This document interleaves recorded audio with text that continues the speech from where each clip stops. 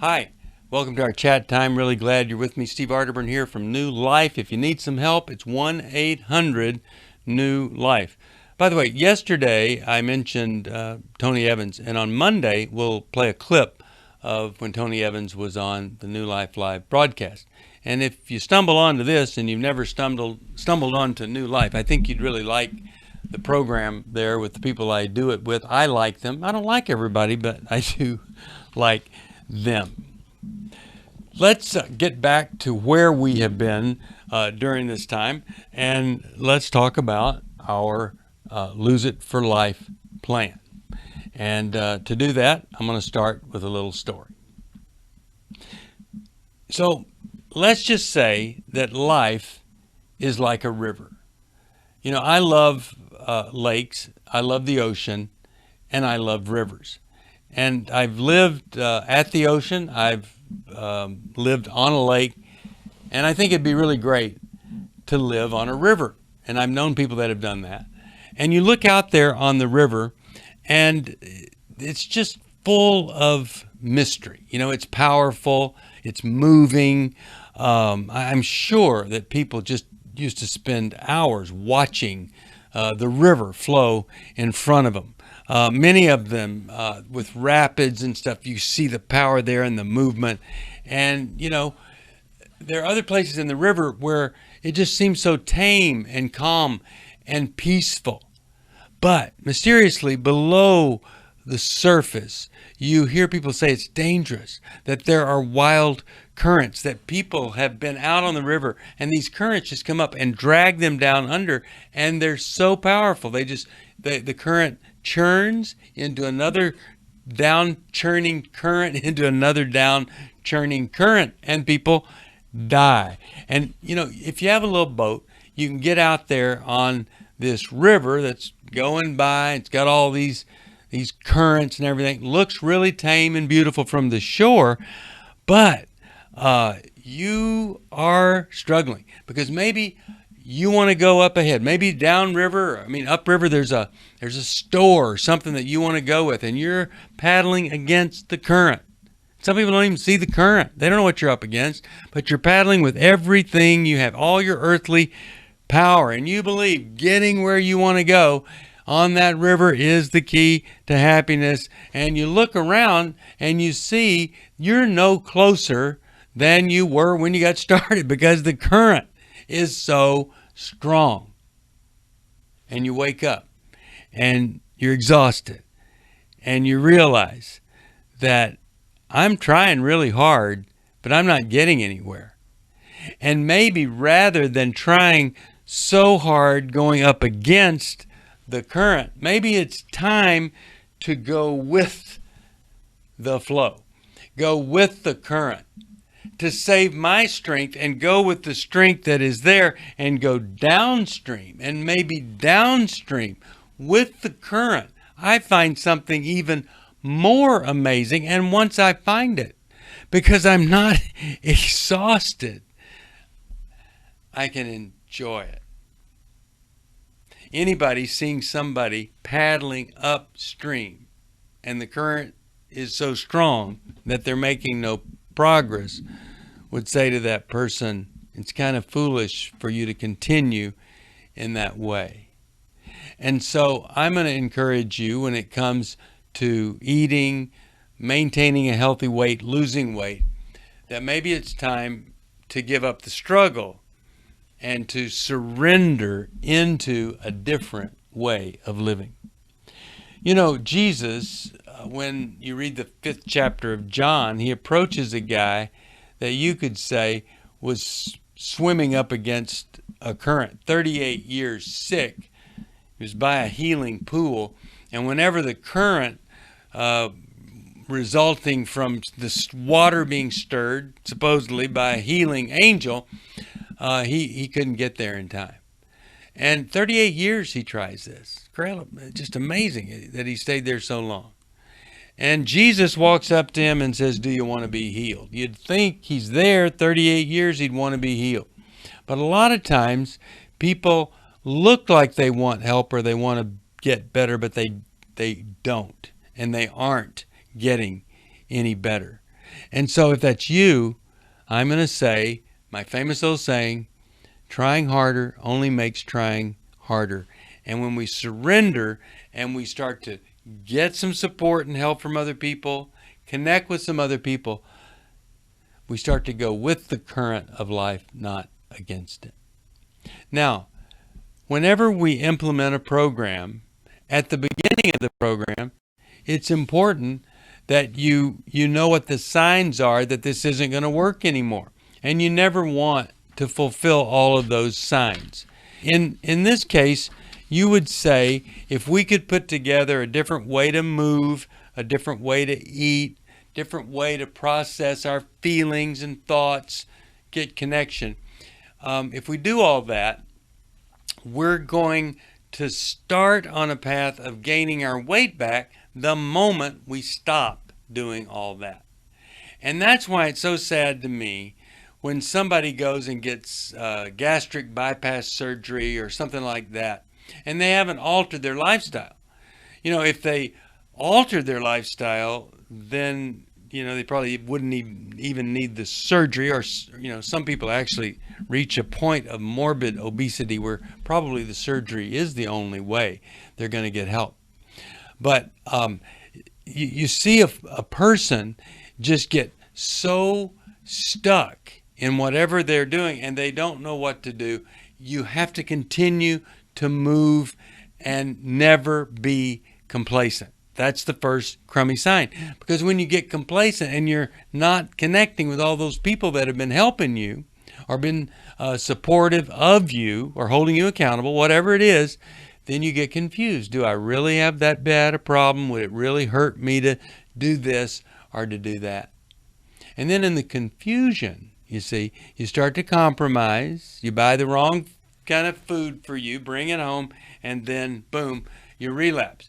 And if you relapse, what you want to do is you want to jump right back in and start over again. You know, it's not final and it's not failure. It's just a little relapse. So I taught all of this stuff to a woman at one of our workshops in 2004 in Cape May. And here's what, you know, she says all of these years later.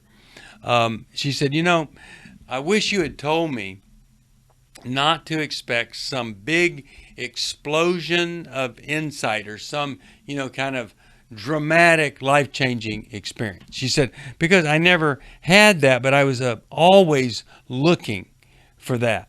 And so, you know, I've really tried to help people see that, no, you're not going to have that.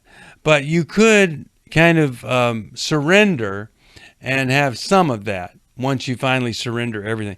But she says this, that she literally kept the 65 pounds off. She was 180, got down to 120. And then since then, with a trainer and doing a little bit of weightlifting, which increases the metabolism, very important, she's gotten even better. So I want to share with you a few things, more insights into the actual program of Lose It for Life. You'll remember I talked about stubborn resistance. You have to give that up. You can't be stubborn and you can't resist by saying, oh, I've tried that or nothing works for me. And arrogant entitlement, you have to give that up or you're going to be thinking you're entitled to overeat all weekend long. And then humble willingness is what you need. That's the attitude we're going for. I humbly seek God's help and I'm willing to do whatever it takes. Now, little point here, there's no quick fix, no instant solution to keeping the weight off. And it just doesn't work. Fifth point, there were 4 there: stubborn resistance, arrogant entitlement, humble willingness, no quick fixes for it. Number 5, major changes endured for a short time are a lot less valuable than small changes that you can maintain for a lifetime. And you know this. You've done things and you've radically lost that weight and it just comes right back because you did some radical stuff you couldn't maintain. All right. Eating isn't really the problem. It's kind of the foundation of what we're talking about here. It's a symptom of the problem. It's the symptom of the it, And we're trying to work on the it. Now, the biggest challenge to long-term success is building and maintaining healthy, helpful, deep, and rich relationships. I don't have to go to food for my comfort because I've got other people that I'm connected with no matter what. I've got people that want to help me. And the biggest area of failure of people that don't keep weight off is that I hear is I didn't get that connection thing. So really, really important that we get the connection thing or we'll be in relapse. Now, number 8, the 8th point is that exercise isn't optional. And when you think about it, exercise is the most natural form of both relaxation and stimulation. I mean, if you want to get up for something, go jump up and down, do some jumping jacks or sit-ups, pull-ups, jog, whatever. It gets you up. But by the same token, you know, aerobic exercise over a period of time can relax you also.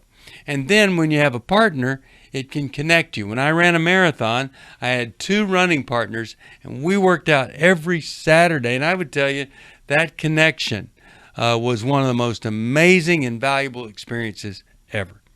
And then 9th step, and then I'll close with a scripture, is metabolism is either going to help you or hurt you.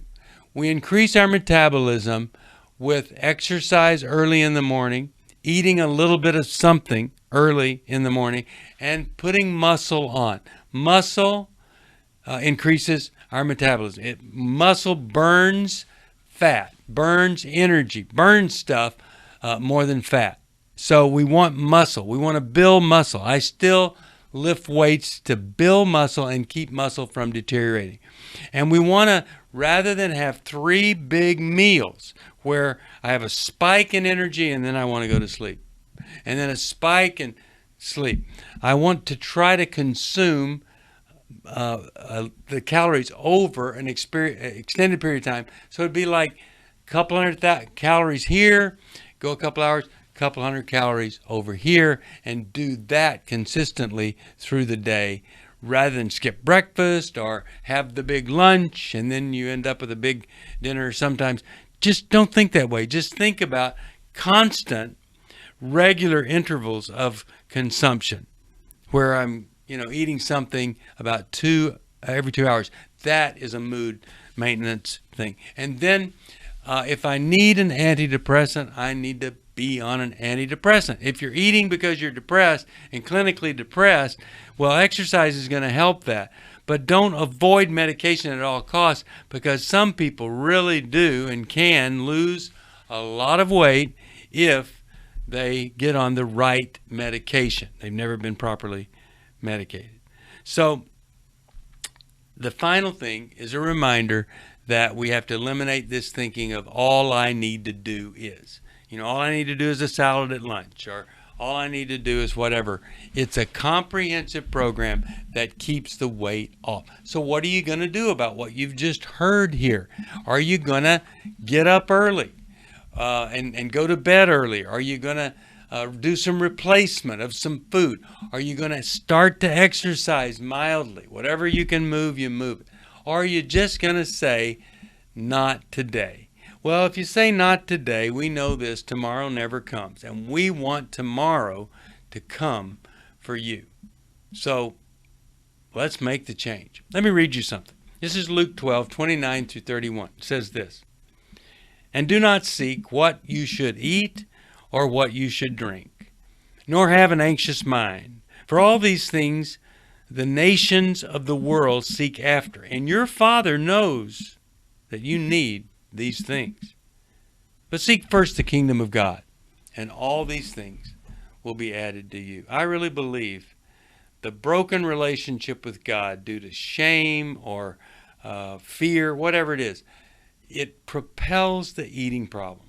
And so when we seek God first, try to honor God with all we do, be righteous, obey, say no to crummy stuff, then it makes the eating and the not eating so much easier, so much more manageable.